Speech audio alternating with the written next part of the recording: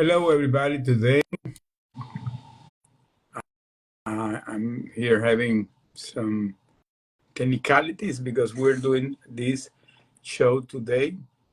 We're going to be doing this show today simultaneously in the Facebook Live, and at the same time, we're going to be doing this in a audio room. Hey, Christina, how are you? Can you hear me?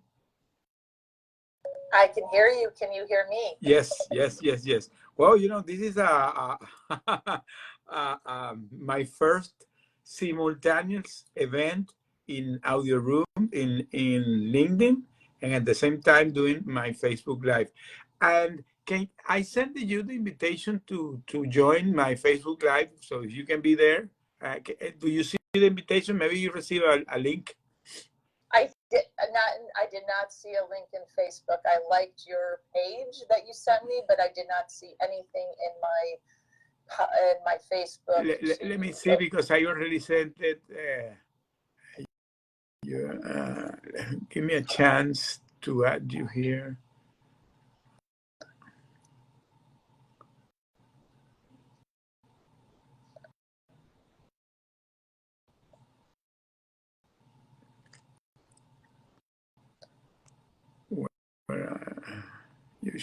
You should be as a guest because I already added you. Okay, I'm going to go to Facebook. Yeah, go to Facebook because you should be there. You should be there. But I'm not there. So I'm on Facebook. But you have to go. You have to go to the link and go inside HOD Radio Network. So go inside Radio Network, and then there should appear there. Okay, okay. You're gonna have to walk me through this because I'm at HOD Radio Word Network. Okay, so it says I'm following. Okay, so you should be looking there. The live event is running right now, live. Okay, I see a woman talking. No, you should see it in the top. In the top. I don't see it. I don't. Well, let's do something, Christina, because for the sake of this, let's do it in audio here, and I'm gonna do that. I don't know what happened. Okay, I could see you. I could see you. Okay, so you go there and accept my guest invitation. Okay.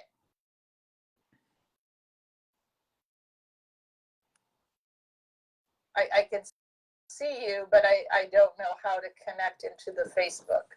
Wow, maybe because technology is something weird, and I send it to you, and they supposed to send them the link to you so you can connect. I can't control.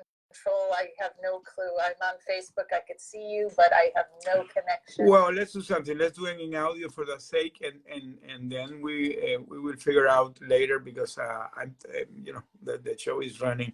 I'm sorry that technology, my friends, sometimes give us this type of problem, but we have you here. We can hear you, and the people can hear you because I have opened the Facebook. They're going to be hearing your audio. So yeah, let's begin.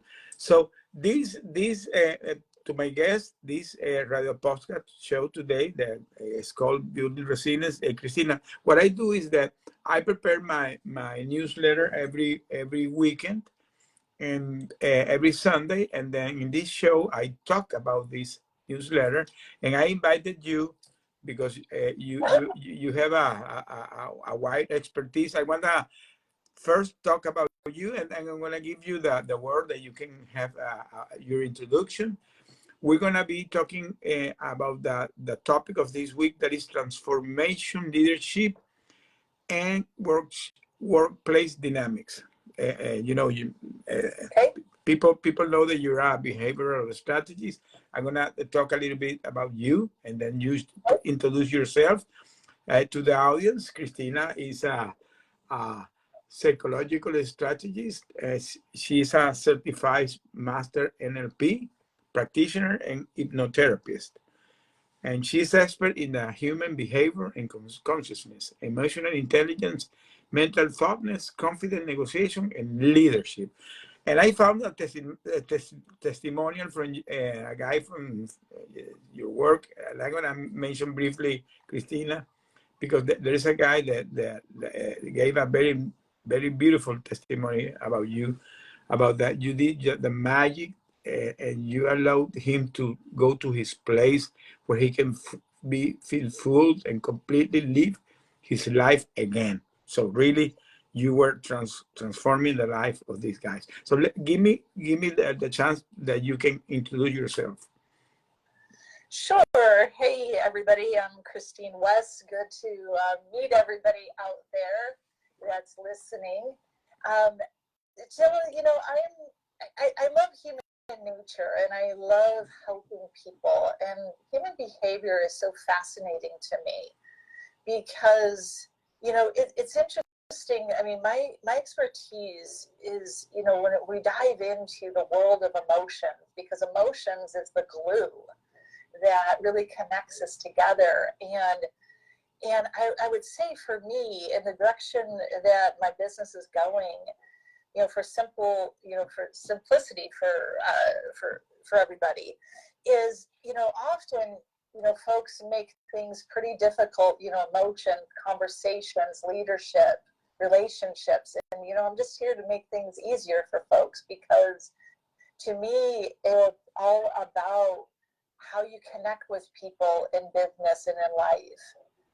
And, in the emotional body of us, it's something that when I've helped, folks for their workplace, often those type of clients may be intellectually aware of some of their challenges, but to really embody their emotion and realize that possibly, they've been operating very transactional, their entire life, and not realize that there is an opportunity to be more relational.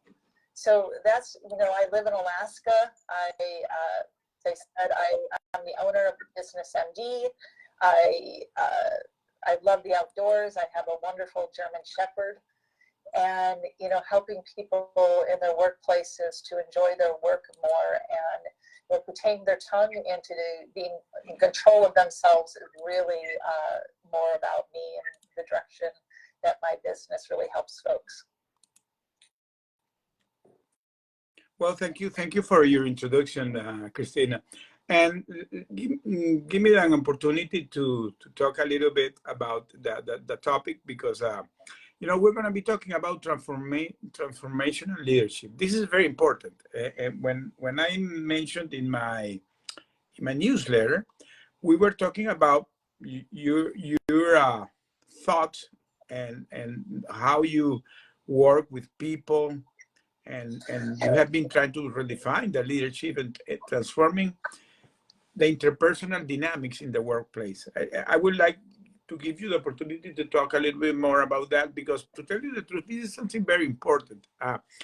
I always talk that one of the biggest things in any leadership endeavor is that the people have to be real human beings. They have that personal touch with the people.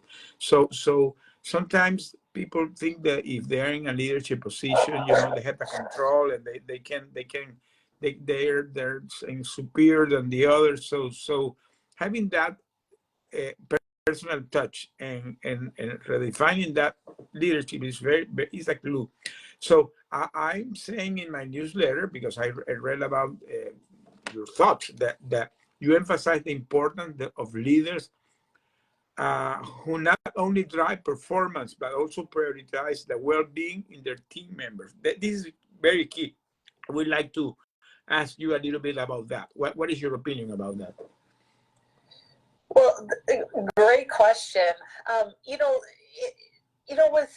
To really get that performance and high functioning team, and for the well-being, to transform folks, one of the greatest keys that I have found with leadership is through emotional intelligence is helping a leader gain the awareness to places where they're blind.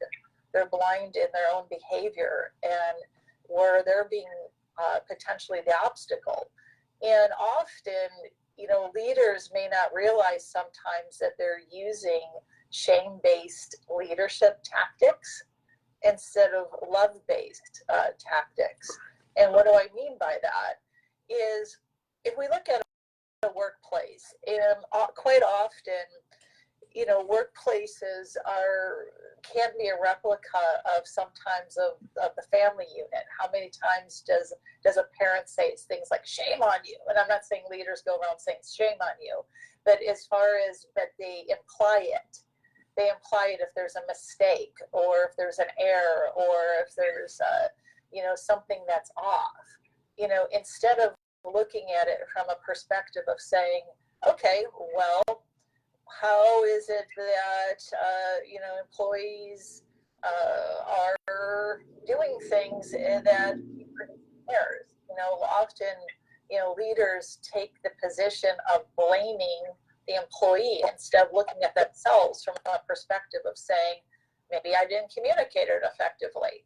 Maybe they truly didn't understand. Maybe I didn't give an open door. Maybe, when I say shame-based, maybe they're feeling, they don't feel safe asking questions. So when I see, in today's standards that is pretty nationwide, that, some workplaces that say constantly things such as, we can't find, great talent. We can't find people who want to work. So to transform a workplace, from my perspective, it's really embodying, that awareness to, are we bringing out the best in our people, or are we stifling them? And that's what I mean by the shame-based type leadership. That, my first corporate job was IBM, and it was back in an era where they trained us to be successful in that environment. And that's the greatest thing that I see that is, cut out of the budget is, developing people to be successful in the environment. It's like, no, we hire them, they can figure it out, or, we sent them through a training course that's more bureaucratic of check boxes of check, check, check, instead of really helping them to succeed in that environment. And, to transform, a workplace, it's not just one person. It's that leader that can get people to follow, his or her lead and communicate in a way, in a language that people understand. And so, for example, I've seen workplaces where, for example, they don't understand why all of a sudden everybody, why is all their talent leaving? And they just want to replace the talent instead of taking an assessment to look and say, well, what happened? What are we doing? How did we contribute to this? Yeah, that's so true. So true.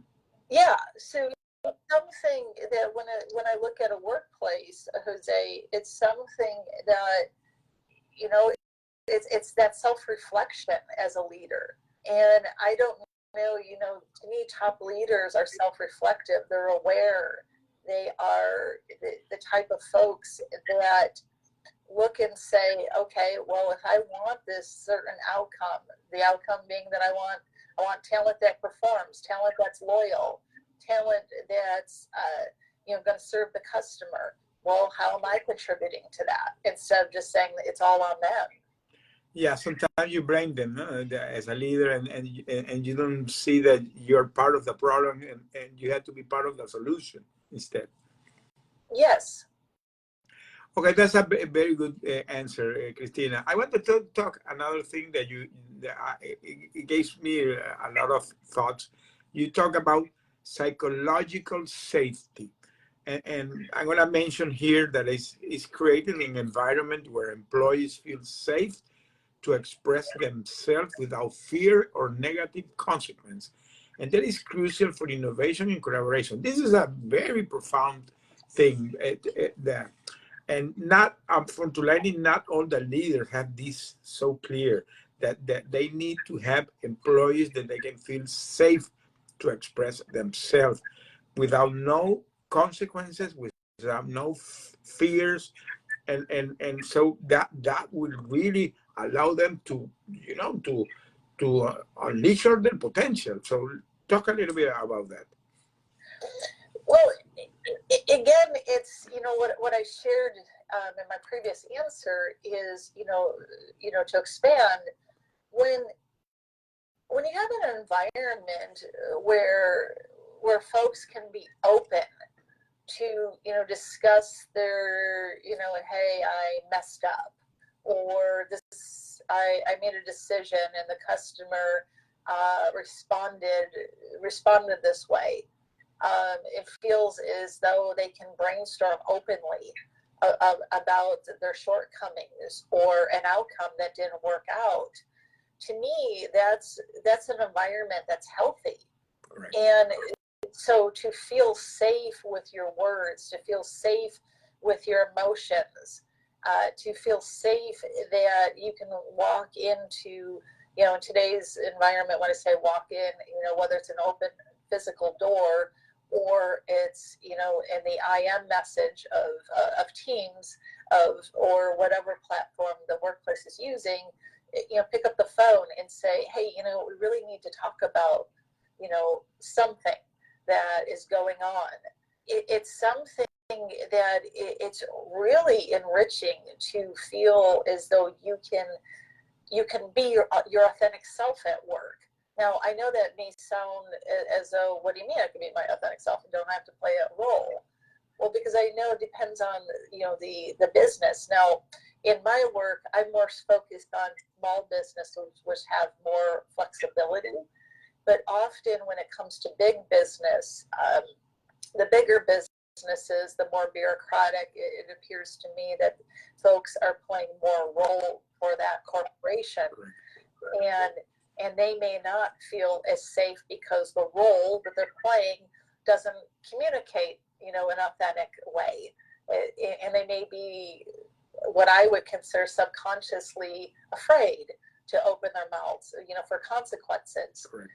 And so psychologically safe means that, and it's not my term, it's a term that is, in the workplace that says, hey, all employees can come forward and speak their mind. I'm not saying they can speak their mind and be rude or cuss at somebody, but they can say something such as, to another employee, such as, hey, you know what, when you did blah, blah, blah, or did, miss the deadline, that really affected me, instead of having some of those arguments or have that open conversation. And I really feel that more workplaces, if they adopted into their culture, a mannerism that employees can, have this conversation with one another that's open and work out, their issues, instead of having that type of dynamic that what I would consider more of a, like an octopus of, all employees go through, one or two people, and those one or two people are, regulating, the conversation, and nobody feels safe going to another employee, and then everybody's gonna, it's more of a dynamic that everybody's, hey, I'm gonna get so-and-so in trouble, I'm gonna rat out so-and-so, because that's a lot of energy. And it's stuff that I would consider that is to the best interest of the leadership team, to allow the employees to, if they have a conflict with one another, let them work it out. Stop getting involved in every single little thing as though you're mothering them or shaming them. It's a more, because, for example, in an unhealthy culture where employees don't feel safe, they come into what I would consider that tattling, and and they're like, don't tell anybody that I told on so and so. So to feel safe is more of I can feel a little vulnerable. I can feel confident in my vulnerability. And I don't mean exposure where you're in a place where people are going to take advantage of you, but you feel safe saying something, hey, this isn't working. We need to change directions. That's totally true. That's totally true. Christina, let me wait a little moment to give because there are many people joining the room that maybe didn't hear the introduction. To the people that are joining the room, I'm talking here with Christina West. We're today having simultaneously our audio room in LinkedIn and a Facebook Live to the audience on Facebook Live. Christina was supposed to be alive here with me, but there was technicality, but you can hear her. So now she's connected. You're hearing her audio. Christina is a behavioral strategist. She's a psychotherapist with a lot of experience in how handling leadership, redefining the roles of leadership. So we're having a profound conversation because this is something really important in the workplace that leadership really has to understand the people behavior and understand the people and leave them be real people, and that at the end that will be a game situation with everybody. I want to say thanks to the people that have joined here. We have here Chris Berryman is going to be the first speaker after we finalize this introduction. Chris has a wonderful group that is bringing humanity together. All the people that are hearing here or will hear this recorded later, please join Chris in his group. I'm part of his group. He's a wonderful guy. So bringing humanity together is a great group to be because he's making change in the way we perceive the world. We have Nancy Anderson here also waiting to get to the stage, and we have Jason Kinty. I have Lady Drew, my great friend, that I'm gonna put her also in the stage. She's a wonderful person that you have to connect. We have here a wonderful people. We have Timothy, we have Magda, we have my dear friend and John here. Boluwatiwi is with us, Lowe's, Mike Greco, Ruth, and Jerry. Wonderful people. Connect everybody. And let's continue this conversation to give the opportunity to the people to go to the stage and talk. So we are talking here about the redefining leadership. This was my yesterday newsletter. If you haven't read it, please go to my link and you will see my newsletter there. And we're here talking about this topic. And there's a third point that I mentioned in my newsletter, Christina, that you have been talking really extensively about that, but I will give you to put any additional information that is important, is the mental wellness. The mental wellness in the employee is so key, you know.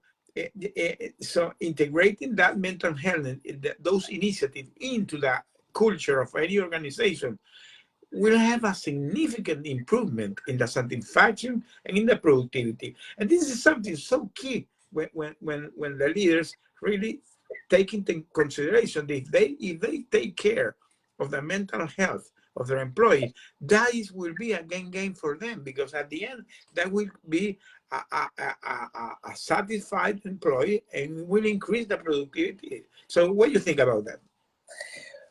Well, absolutely, I agree. And just one thing I want to clarify when you brought me back on, I'm not a psychotherapist, folks. I'm a workplace strategist. Sorry. Just to clarify for people, just want to clarify. Yes, but anyways, about the mental wellness, what I'm speaking of is in a non-clinical manner.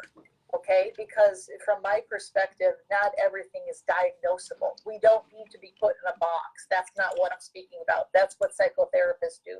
Therapists do. That is not what I do. What I'm speaking about, the mental wellness is, it goes hand in hand with feeling safe, and it goes hand in hand with, if you have, where folks feel energized. And they feel as though they want to work, and they're excited about, no matter what the project is. It's something that keeping that mental health where you no longer have a bunch of people with brain fog or can't think for themselves, because it goes hand in hand with leadership. That if you're constantly stressed out or feel as though you're going to get in trouble or shamed, or I've heard stories from different folks where even in remote cultures that they have technology like almost surveilling them as far as they can't even get up or take a full lunch break, because in a culture that is mentally healthy and promotes mental wellness, you want your team to be creative. You want your team to be energized, even when it comes to things such as, this is not my forte, but when I look at, tasks such as, the folks that are the numbers people, you want them to be accurate with those numbers. I mean, I've looked at cultures that, for example, that because of, burnout, that, sometimes, employees take shortcuts and then all of a sudden the numbers don't add up, or they have infighting because they're so frustrated, and that affects the culture. And so when you're healthy, you're able to feel confident. You want to, you get up in the morning and, just like, for example, for me, you're in a different time zone. It's actually, right now that it's going on 5:30 in the morning. It's shocking that I'm up this early and I'm this energized. So the thing is that, so I'm speaking of that because if I had brain fog or if I was feeling stressed out, I would be, hitting the snooze alarm. I'd be like, oh, I don't want to get up, and oh my God, what did I commit to? But the point is, it's when you feel healthy, in your mind and in your emotions, you feel energized to want to connect to others. It's not just that, it's really authentic. And I really want to add something else to the mix here, that when you are mentally healthy, you feel as though you can accomplish things that may feel impossible, to others that are, they have dimmed their light, or that are in a place where they're hiding. Because when you feel clear, clarity, to get something done, you can solve problems. You don't get stuck in the mud. You don't get stuck in a place of where I don't know what to do. It's that confidence that is, okay, I see how to solve this. I see how to have this conversation with someone, whether it's a customer, coworker, or, with my leadership, or a leader that comes by and says, okay, tell me the truth about what's going on, which goes hand in hand with my previous answer. But when I'm clear, I can solve things. When I'm unclear and I have brain fog and I'm getting burnt out, then I'm sluggish. Then I get into, places where I don't want to be there. I'm just taking up space. I'm just sucking the air out of the environment. And if you really, if you consider this, and I just, because these are things that I think about and I'm really sensitive to, because I'm really sensitive to energy and the wellness of a business. If I walk into, whether it's a retailer, or if I'm walking into a bank, or if I'm walking into something, another's business, I feel that energy, and I feel, are these employees well? I mean, so for example, and I will say this because they deserve to be called out, Wells Fargo. There was a time where I had a problem with Wells Fargo, and they actually did something very naughty. They stole a bunch of my money, and I did get it back. But the employee said to me, who was in charge of business banking, said, "Well, we know that we're terrible. You know you're terrible. That's what you're telling me as a customer, and I have to go through this process to get my money back.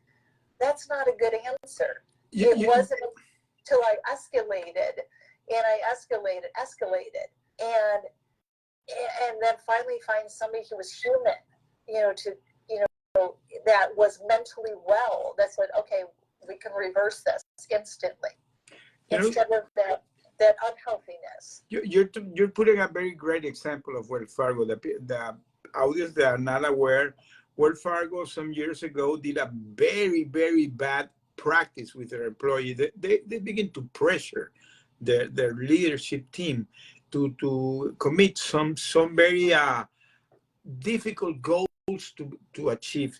So these guys, because they were so pressured by the top management of Wells Fargo, they begin to do things even unethical.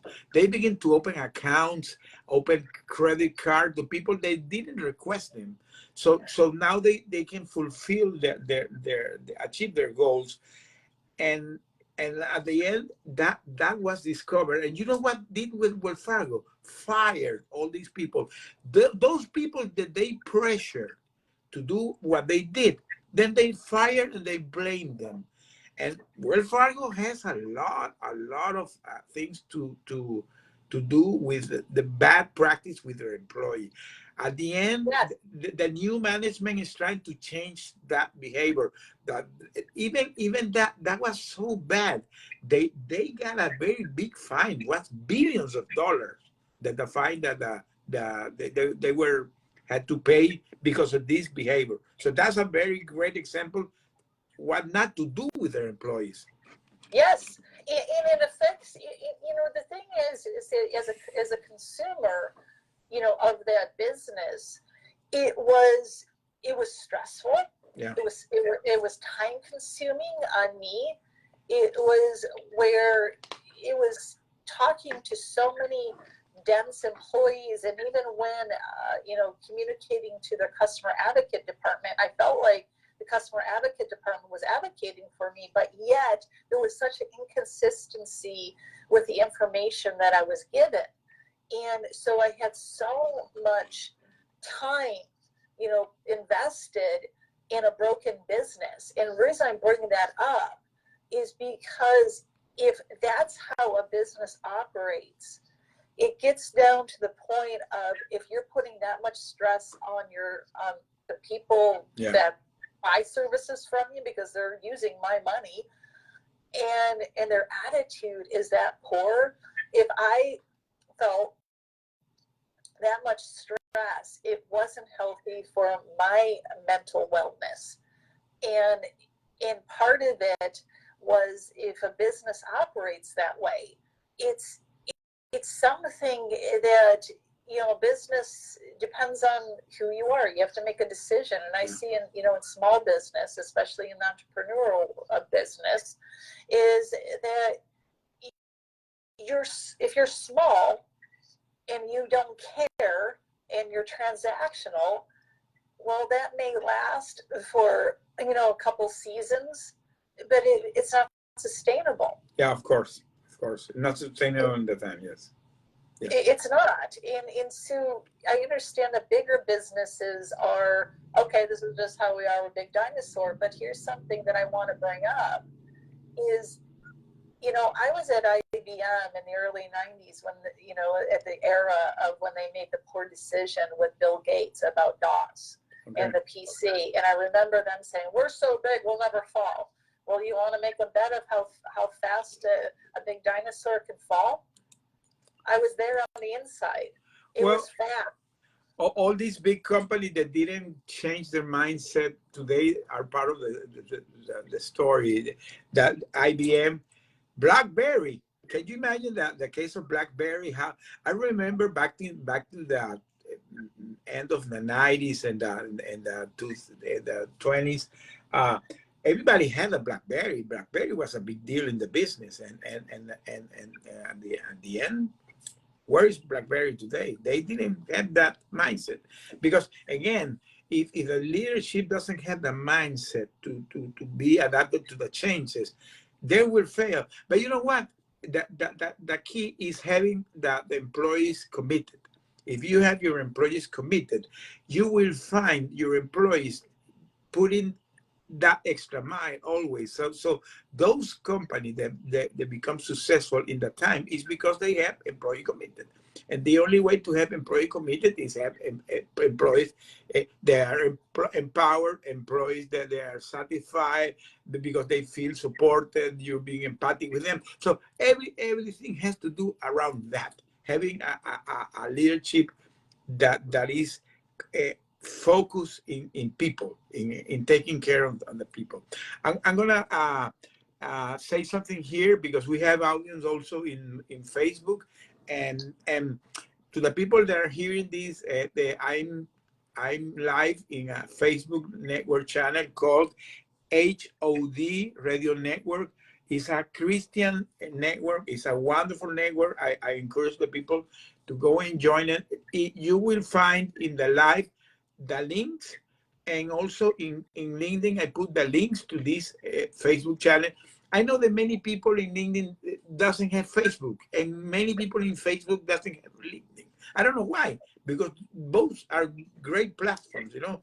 In Facebook, you have communities, and in LinkedIn, you have also community. I love LinkedIn, of course. I love it. But I love Facebook too, because I have found a lot of people that work in the past with me. Yesterday, I was talking with a friend that I did a long career in the oil and gas, more than 30 years, and I work with a lot of projects because my career always was in the international business side of the oil and gas. So I was always assigned to international projects with international partners. So I had the opportunity to work with liaisons with Italian companies, Japanese companies, Chinese companies, American, British, Norwegian, French, a lot of multicultural companies. But one of the things that always connected the people is when you treat them as human beings. And that relation lasted so long that today I have found, after I came back from my hostel situation, I opened my Facebook account, and today I have almost 80% of my followers are people that work in the past with me, were co-workers, were colleagues, former employees that even I was in a leadership position at that moment, and some of them were my employees. And now I have also added some WhatsApp groups that they have. And it's funny because now all of us are retired, and now all of us are talking about their grandsons, their family. It's more like a friend gathering, and that happened because we became friends. I never was in the position that I was the boss. I always was treating them as friends, as colleagues, as people that they needed to be supported, and at the end, that's the key. That's the key to of everything. I want to say here, thanks to HOD Network, because again, this is a very wonderful platform. Here, the people that come here, this is a Christian channel. There are several pastors that have their show here. That and people praising God. There's a lot of Christian activity in this channel, and I'm gonna say it because one of the things that connected me with Christina is that she is a very Christian person, and I wanted to talk another topic to close here and give opportunity to the people that have been patiently waiting in the stage to speak. I wanted to talk at a final point that is, for me, is very key. It has to do with that inspiration, with the faith in Jesus and God, that is the servant leadership. So one of the things that today we hear about servant leadership, and many people talk, I'm a servant leadership, but really the people that are connected with that spirituality, with Jesus, with God, is those that really get the connection to become a real servant leaders. And because they now they are in the grace of God, and they have that support to the employees in the workplace. So this is a very profound topic. And before I give Christina the opportunity to close here and give the people the stage, I'm going to say here, I'm going to mention it briefly because one of the things that I always do in my show, that I go to the Bible to see those biblical principles or verse where we can find things that always we are talking. Because believe me, everything that you're talking, you will find in the Bible. And if you don't have answers, go to the Bible and you will find answers there. So I found, for example, that we have been talking about redefining leadership. We have been talking here about uh, the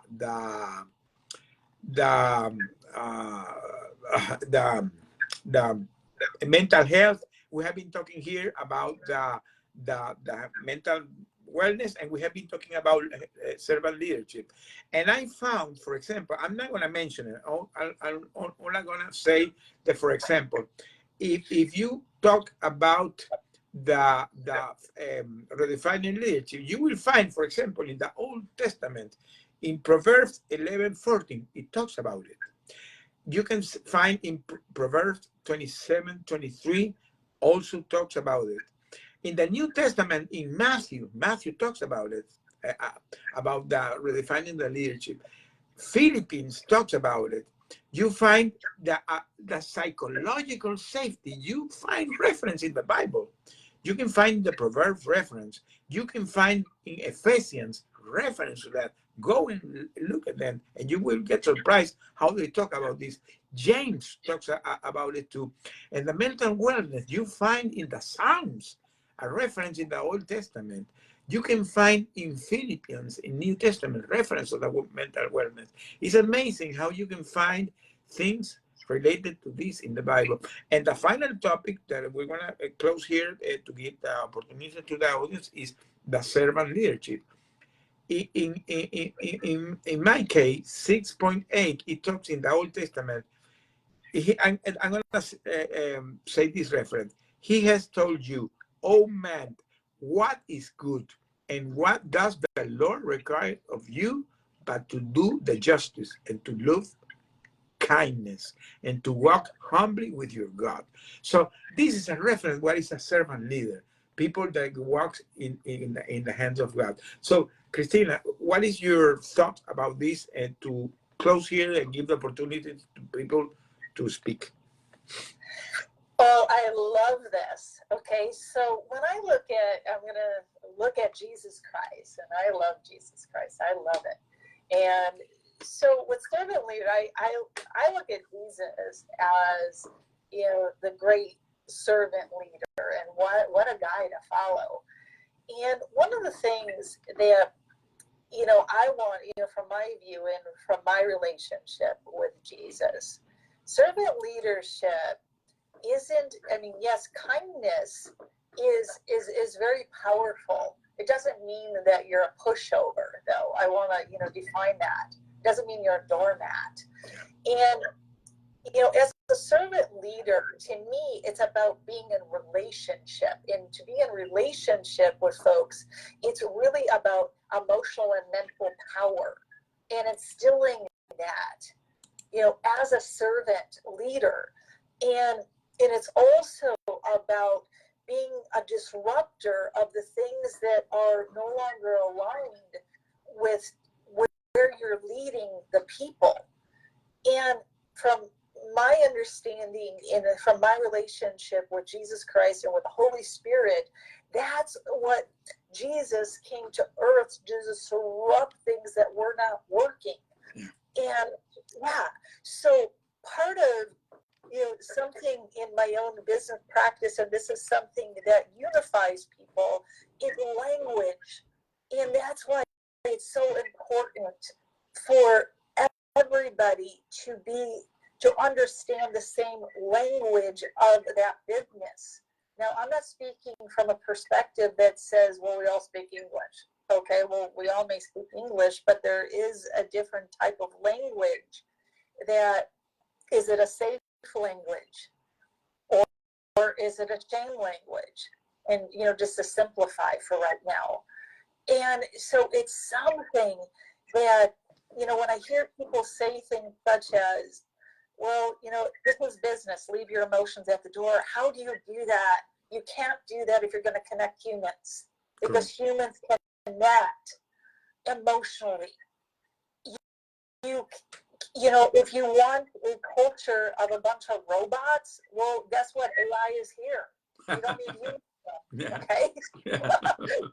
So the point is, folks, is that every single morning when I get up and when I go to bed, I always ask Jesus, where am I to serve? And that's part of servant leadership. And part of, you know, biblical principle, I'm not saying don't have long-term goals or a long-term vision, but tomorrow hasn't happened. So let's get through today. That's part of servant leadership. If we put too much pressure on ourselves to worry about the next 5 years, then that's a lot of pressure. And so the point is that let's be in relationship with each other. Let's bring out the best in each other. That's what Jesus was here to do. It's when I look at the principles of Jesus of forgive those who wronged you. Well, okay, an employee made a mistake. Are you going to sit there and focus on the mistake all day long and for years and harbor a grudge? Or are you going to forgive them and guide them to, okay, this is how we do things here? That's the point, is that when I look at the more that I bring kingdom principles into my business, it's something that it just makes it so much simpler and so much clearer to connect people. And the more wonderful people that I meet online, and when I met Jose, to me it was a divine appointment of how we met. and that's the magic of the Holy Spirit, is that when you allow the Holy Spirit to, you know, guide you and fulfill your spirit and talk, you know, through you. My vessel, I mean, before I got on this, I said to the Holy Spirit, please talk through me. Talk through me. Because it's loving people, not in this wishy-washy way of like, oh, I love you. You know, I'm speaking that I love you enough that I'm going to tell you the truth. I love you enough as a leader that I'm going to guide you. I want to set you up for success, not set you up so I can trip you up. That's toxic. Yeah.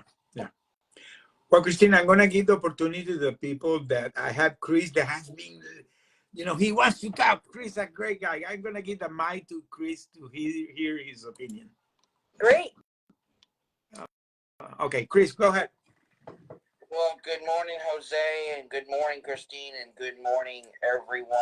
How's everyone doing today on Marvelous Monday? Oh, great.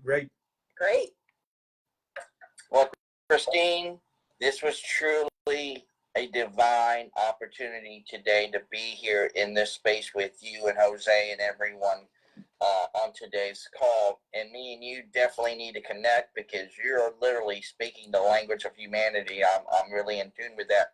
So please, let's set up a meet and greet call. Yes. Christine, I want to piggyback on a lot of great things that you put into the mix today. And I want to boil it down to when it comes to whether to be leadership, followership, or literally just being a human being, it comes down to these things, and I truly believe it will resonate with each and every single one of us. It's maybe number one, asking ourselves this very question. Do I want to work with people or do I want to work for people?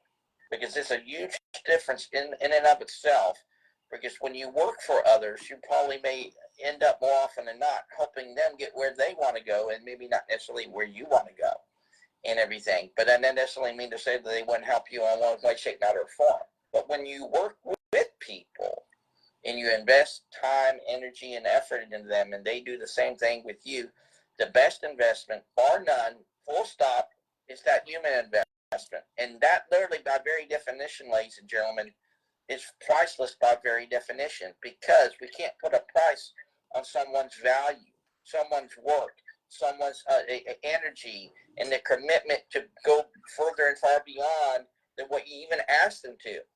And I'm really intrigued when it comes to leadership as well, because I truly believe, Christine, the way that we can create the leaders of tomorrow today is maybe just simply not only showing up as who we really are. And I truly believe that'll be the better question to ask is not what we do, is who are we?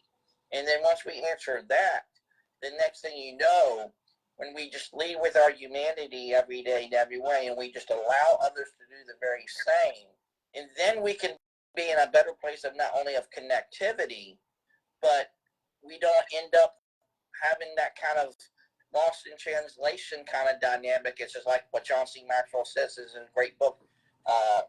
Everyone communicates, you connect. We really don't really communicate on a deep and meaningful human level because, number one, when it comes to leadership most often not for a lot of people always makes it about them and never about others. Because, again, like you said, Christine, it's about probably the deadlines and the things that have gone wrong, and you really put that blame and shame kind of thing into the culture. Well, if we was to reverse that, to really say, hey, you made a great and awesome effort on this deadline, you did so well on it, what kept you probably from finishing and going across the finish line? And then by diving down into that, it really can change the dynamics. And there are 3 videos I'm going to actually add on to this very topic. And like I said, Christine, me and you definitely need to talk. Is number one, when we're talking about resilience, and this comes from Melissa Miranda, who's actually a restaurateur in the Seattle, Washington area. She's all about building resilience and community, literally in the service industry. But literally, when you really think about it, it can be literally in every industry in and of itself. And the other one that really speaks to me into this conversation, and it comes from Celeste Headley.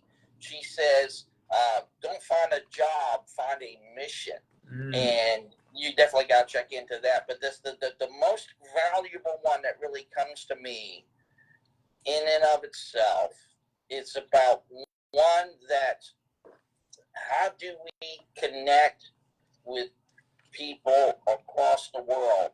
And there's this champion debater, her name is Julia Dar, and she has a great video too as well. That she's about talking about how can we have really conscious and curious driven conversations. And the key 3 points when you watch this video is about, number one, do we choose curiosity over class? Can we use conversations just like these, or even the very top opportunities there within, to move the needle and dialogue forward? And then maybe at the end of the day, can we all then be rooted in common purpose? But see, I truly believe in this, Christine, too, as well, and everyone, that maybe it's about, number one, we're willing to show up to that. And number two, I don't care how you start the race. I don't care how you finish the race. I don't even sometimes even care how you even show up the race, because as long as you show up, that matters. But it's about, what did you learn along the way? What value was given to you? What value did you give out to others? What knowledge was given? What knowledge was received?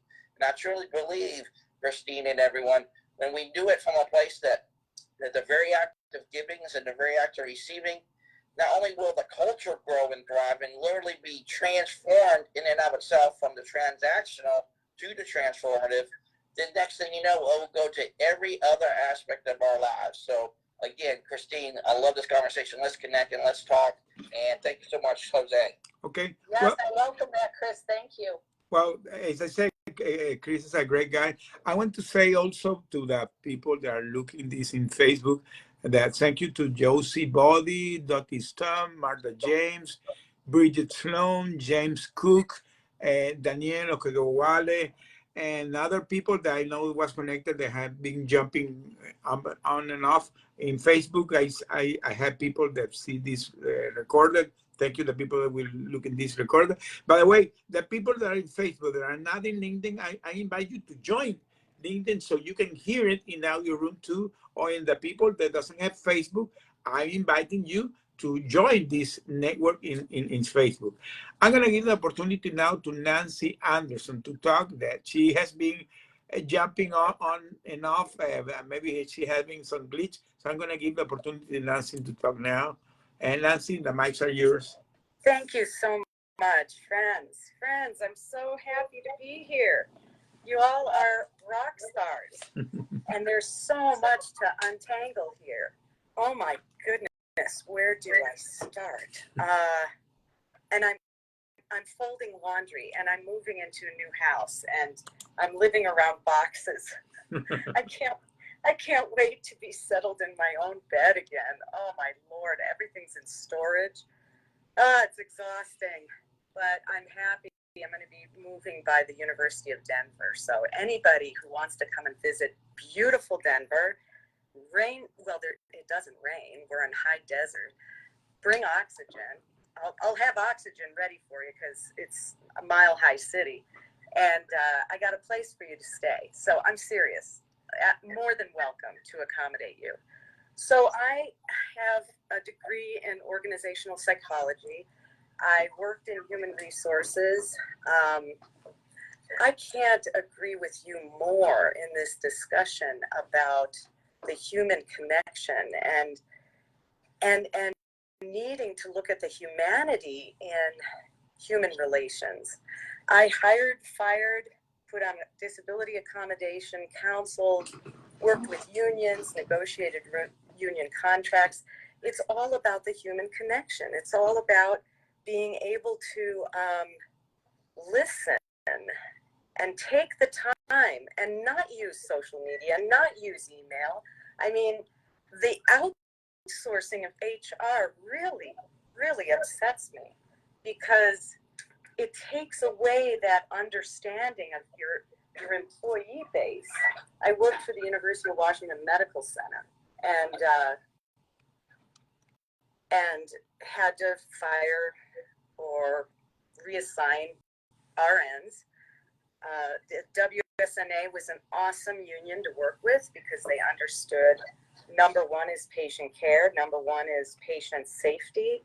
I had nurses give wrong medications. I had nurses back talking to surgeons. So I had surgeons coming into my office saying, "Fire her now." And then I had to turn around and say, "So how was her performance review?" "Oh, stellar." And I'm like, "You're screwed. Oh my God. What? Are you kidding me? Stellar? You're telling me to fire her." No, now we follow the steps in the union contract, blah, blah, blah. But this is all done humanely. And my ex-husband was in aerospace. He was the president of a Seattle company. And he and I would talk shop often over a beer at the end of the day and when our girls were asleep. And he also approached it from a Christian perspective. I was raised in the Lutheran Church, ELCA, pretty liberal arm, and I'm what euphemistically is now referred to as spiritual. I don't adhere to a single creed or denomination. I'm kind of in search now. I am a traditionalist as far as liturgy is concerned. And I used to be president of a congregation. So I have tremendous faith in a superior being, a woman, I think. and the thing is, I have that guide my life, and my ex-husband did too, and we instilled that in our girls. So I guess my point is I infused my Christian upbringing in my HR work. When I had to fire someone, it was with dignity. It was with an understanding that, look, this isn't a good fit. It's not about you. It's about a skill set that you do not demonstrate. And we've given you chances, but time is up and we need to move on as an organization, and you do too. So you have a choice. You quit. I give you a recommendation that is, well, the recommendation is your years of service, and that's it. But, or I fire you. And now we're going to fight in the unemployment office in front of a judge, and I'm going to make sure they deny your unemployment. So, well, no, that's not true. I'll take that back. You could go on unemployment. That is true, and then you'll have placement services. But I'm sure you want to try to redeem yourself here, and I know you've been 30 years with us. How about if I reassign you to the pediatric clinic instead of in the hospital? You know, these are just the kinds of things I worked with, and I got such joy out of it, and I want to return to it perhaps. But I'm having too much fun with you guys. Thank you. So that's it from me. I want to hear from Lady Drew, because Lady Drew, I love your introduction. I got to figure out a moniker like yours. All right, I'm out of here. Thanks for your thoughts, Nancy. I loved hearing them. I'm a recovering Catholic that that shifted into Christianity. But yes, love to connect with you. On my background is in that organizational psychology too. You know something, Nancy? You said something that I was thinking. I have another friend, by the way. I invited today, but she couldn't attend. You should connect with her. Her name is Deborah Wall. Deborah is a very Christian person that she has a business that recycles things to produce electricity in the Chicago area. But she was telling me the other day something that really caught my attention, because when she began to do this new project, she had a lot of setbacks because you were fighting with the electricity companies. She had to deal with the unions. And you know that Chicago area unions are the tough unions. So and she becomes from a family of union workers. So she was raised in a union community, and she was having this conversation with these union leaders, and one of the guys came to her and asked her, "Hey, are you Republican or are you Democrat?" And she said, "I'm a girl of God. I'm a Christian." I love that. And you know that I was laughing because the guy was totally like, what the heck is that? And let me tell you, now they are friends, because she said, "I'm not this, I'm not that. I'm a lady of God." And that's it. And that's it. So thank you for your introduction. So let's give Lady Drew the opportunity to talk. Let me open her mic. Oh, well, thank you. And Nancy, thank you. That was beautiful. Jose, so glad we finally got to be on a broadcast together. Christine, you're wonderful. I love hearing everyone. For those who don't know me, all of you are always in my prayers. I mean that sincerely. I'm one that states facts, never opinions. I am the Wonder Woman with the Siamese cat personality. If you want to connect with me, please do so. Here's the bottom line, guys. No matter whether it's personal or business, we are all equal except for our minds, thinking, and doing. We can always strive for self-improvement, which I do each and every day. I'm not perfect, even though I kid and say, "Oh, I am. I'm a perfect mess." We need to all be loving, caring, understanding, all those wonderful things. And for those who feel less than what they actually are, honey, if you weren't getting paid to be at the company, you wouldn't be there. We are all equal in business. I have been a professional jazz singer since the age of 5, over 47 years, comedian for over 37, a project consultant for over 22. I was adopted, later found out that I had family genetics that caused me to go on Social Security disability, which I'm thankful for the benefits. Don't like to be on disability. I'd rather be working, and I've just launched my project consulting work again about 3 weeks ago. But no, if we all take the time, realize before anything else, we are people. It doesn't matter if you're male, female, homosexual, heterosexual, bisexual, because God knows I deal with this every day because I'm a counselor and an inspirational speaker worldwide. I'm a mini social business and news medias and have been for years. The thing is, we got to see each other and bring each other's best out. A lot of things in business that I've noticed, even in personal, people don't know how to bring out their true self-value. No one's going to know that except for you. We've got to teach each other how to do that and not be afraid. Now, in a lot of business broadcasts such as this, I have been listening to, "Oh, you're too afraid to speak up." Let me tell you something, babies. Don't ever be afraid to speak up, as long as we're all being positive and all that wonderful stuff. And you never know what word or words is going to touch somebody else that needs to hear them. So definitely speak up. Get your booties on stage. Have a wonderful time. The majority of LinkedIn, I've been with them for quite some time now. are loving, caring individuals that really do care. What we all need to do, though, is promote each other more. I've seen too little of that. But worldwide, it all boils down to the same. Be loving, caring, respectful, honorable, honest. We are all equal. We just got to help each other bring out the best avenue. I have had to hire and fire. I've worked for businesses that are small to corporate. And here's something else everyone needs to know and teach others. It's not just your degree or your certifications that you achieve. It's the grade point average. I've been in corporate where they demanded you look at the grade point average. Okay, fine. You also got to know the person. Don't give them an interrogation. Give them an interview that's respectful.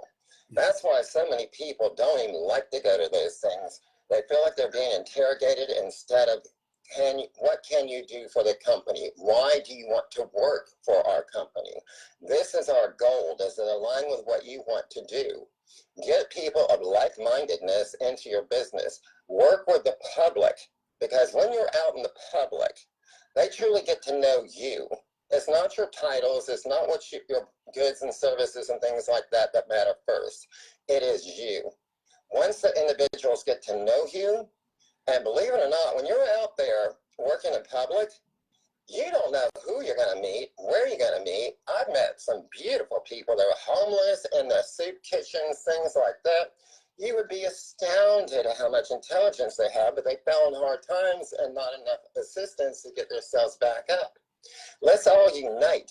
Let's be wonderful people that lift each other up, support each other, get on LinkedIn, promote each other.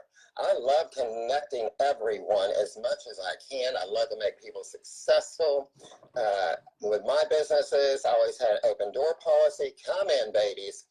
Mama is here. Let's sit down, speak about what's going on, because we are one person. We don't leave personal behind and continue business. That's a bunch of malarkey. You go into the office. If someone's having an issue and you see this, pull them aside. Say, hey, honey, I do love and care about you. Let's go discuss this and see if we can come up with some game plans to make things better for you. And that way, you'll be happier. You'll know that people do love and care about you. I even provided food, beverages. We had gardens. All these things matter. It brings harmony, peace, enjoyment. Then people aren't reluctant or even wanting to come in or call out so many times that the company is losing business. All these things matter. So let's get together, babies. Let's have a party when we're at work. You can work and be very successful and enjoy it. I love you all. Blessed be.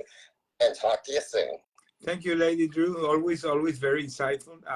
By the way, we're running out of time. We have two speakers aligned, so unfortunately, Facebook Live is almost getting ready, so we have to wrap up very soon. But I want to say Charito, Joshua, Mark, Dr. Gwendolyn, Margaret, thank you for being here. And also here in the Facebook, we have Josie, Dottie, Bridget, Patrick, James, Martha, Daniel. And so we have people. Thank you for all of you have been connected. I'm going to give the opportunity to Jason and final to Samantha. Samantha, gracias Samantha por estar desde Ecuador. So we will be having first Jason. Open the mics, Jason.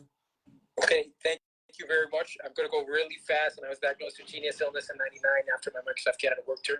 So everybody can read my profile and go to Freedom Academy because we're hiring as well.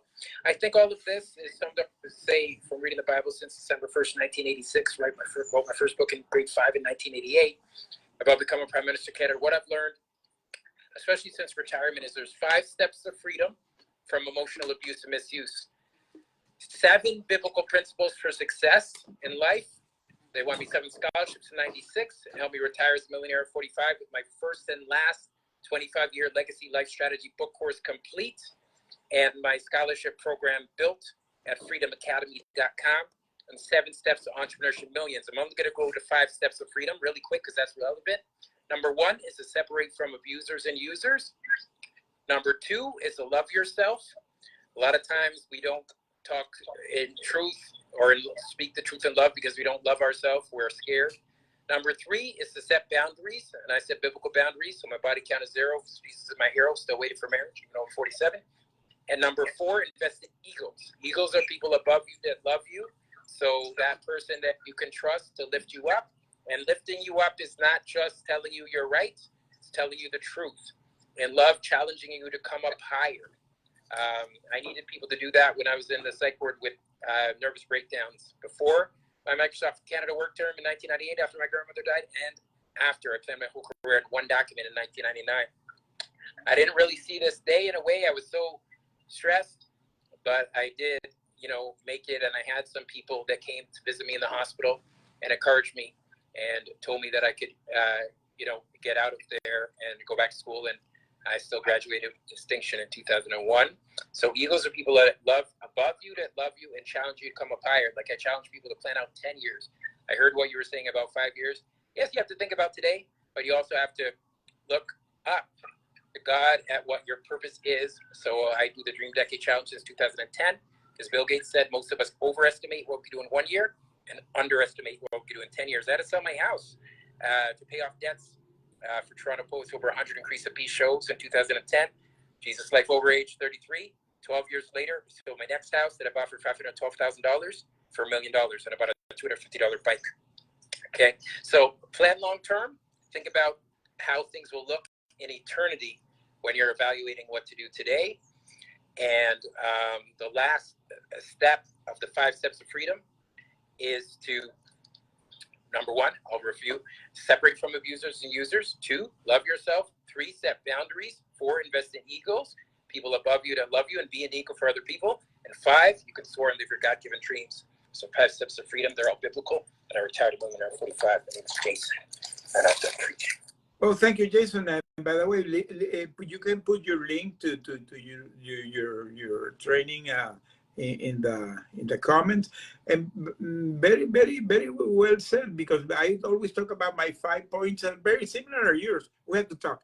And I'm going to give you the opportunity now to Samantha. She's coming from Ecuador, Pichincha. Gracias por estar aquí, Samantha. The mic is going to be yours. Thank you so much. It's a pleasure to share this event with you. I am going to ask you something very specific, because you talk about different things, very interesting things. Thank you so much. My question is about, how do you guide other people as a leader if you others don't want to change their mind? Tell me. Okay. Is that the question for me? I'm going to answer very, very quick. Everything has to do with the mindset, because the first thing is that you have to believe in what you're teaching or what you're saying. Okay. So that's the first thing. Okay. Thank you, because it's the first audio live that I connect with you. I'm sorry, because I didn't know that. Okay. Well, okay. Samantha, I'm glad that you're here and you have to connect. Most of the people that are here are wonderful people. You have to connect with all of them. Okay. Chris has a wonderful group, and Christine is a wonderful person. Nancy, you heard her, and many more people that because there was some conflict with other audio rooms that maybe they couldn't come, but there are very good people in these events that really you want to connect.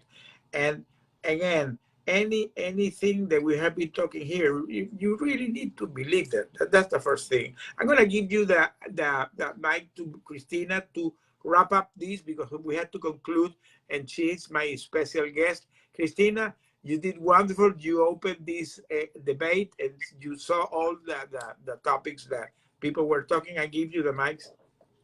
Yes, well, thank you. What a wonderful audience. And to piggyback on, with Samantha's question, Jose answered about, it is about your mindset, but it also is something that, is, again, being clear about, do you believe that you can accomplish something? Because sometimes, Samantha, in my experience with people, is they may say something like, I want to succeed, but there's a lot of things that are subconscious running the show of, reasons, secondhand gain of why they want to fail, and that's a whole other conversation. But I just want to conclude is that, I really like, the theme here about humanity. I like the theme about let's raise people up. I love the theme about separate the users from abusers. I love that. It's something that, as far as, surrounding yourself with people that want to lift you up, instead of being in that place of saying, well, I've known them forever, they're my family, they're my childhood friends. Well, it doesn't mean don't love them. It just means, you deserve better, to have, your time spent around people who can lift you up, because it's easier that way. And it helps you to believe in yourself. And even if you don't have a tribe yet, it's something that I would suggest, really starting that relationship with God, with Jesus, with the Holy Spirit, because that will give you direction. But this has been wonderful. What a lovely, lovely, rich, wealthy, mindset of people here. Thank you so much, Jose, and I look forward to you being on my show a little bit later today. And folks, so if you want to listen to myself and Jose again, I'll be facilitating conversation with Jose at noon Alaska, 3 p.m. Central Time. So that we'll be streaming live to LinkedIn. But thank you, Jose. This was wonderful. Thank you. Thank you for being my guest. And again, the way we have been connecting with all these people, wonderful people, is because all of us has that connection with our superior God. And it's amazing how this has been evolving. I got surprised how I met in person, like Christina, that I'm so blessed to have her now in my friendship. So I'm somebody wants to come to speak. Platin, sorry, I had to close the event because I have the Facebook live and has a timing. So really I had to wrap up. Sorry not to bring you next time. These events, my friends, let me tell you, I'm doing it every Monday morning, 8 a.m. Central Time. What I do is I have my newsletter every Sunday, and then we discuss this every Monday. If anybody wants to come as a guest, as Christina came, DM me and we can arrange a schedule to have you. This is a raw conversation. This is a raw, nothing, there's no script. I didn't have nothing with Christina. We're talking as friends, as a flow, and there's some connection. There's the connection with God and Christ. This is something very key for us. So I'm going to wrap up here, and I say thank you to all the audience that was here in this event, in the LinkedIn audio and in the Facebook group. Facebook, thank you, my friends, because people have been messaging me.